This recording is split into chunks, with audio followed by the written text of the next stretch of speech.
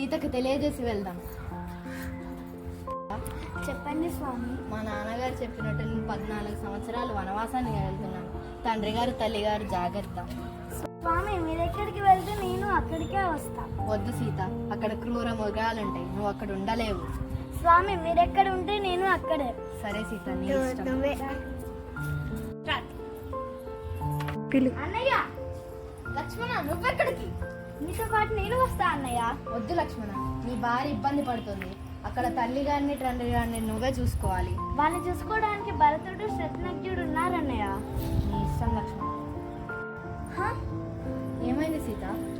మీరు చూసారా స్వామి, అక్కడ బంగారు లేడీ వెళ్ళింది. ఏం మాట్లాడుతున్నాను? ఈ కాలంలో అసలు బంగారు లేడనేది ఉంటుందా?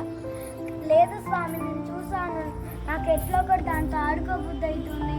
మీరు నా కోసం అది తీసుకుని రావాలి. సరే సీత. లక్ష్మణ లక్ష్మణ లక్ష్మణ, నీకు మీ అన్నయ్య గొంతు వినపడిందా? నాకు వినపడలేదు వదిన. లక్ష్మణ, ఇప్పుడు వినపడిందా? లక్ష్మణ, మీ అన్నయ్య ఏదో సమస్యలో ఉన్నాను, నువ్వు వెళ్ళి ఒకసారి చూసి రాపు. నేను వెళ్తాను, కానీ మీరు ఈ రక్షణ గీతను దాటి ఎటు వెళ్తాను. సరే లక్ష్మణ.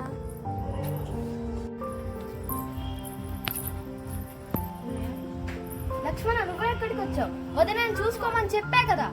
అదేంటో అన్నయ్య, మీరే కదా నన్ను పిలిచారు. నేనా? ఏదో ఆపద జరుగుతుంది. సీత దగ్గరికి వెళ్దాం పద.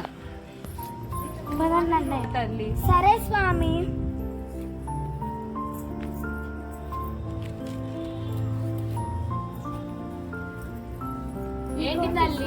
ఏంటి తల్లి అంత దూరం నుంచి వేస్తున్నారు?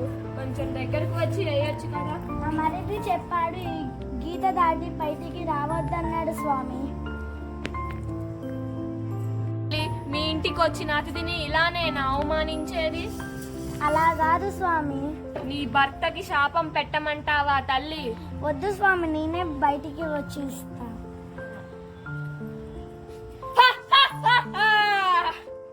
వదినా, సీత, వదినా, సీత, వదినా, లక్ష్మణ, సీత.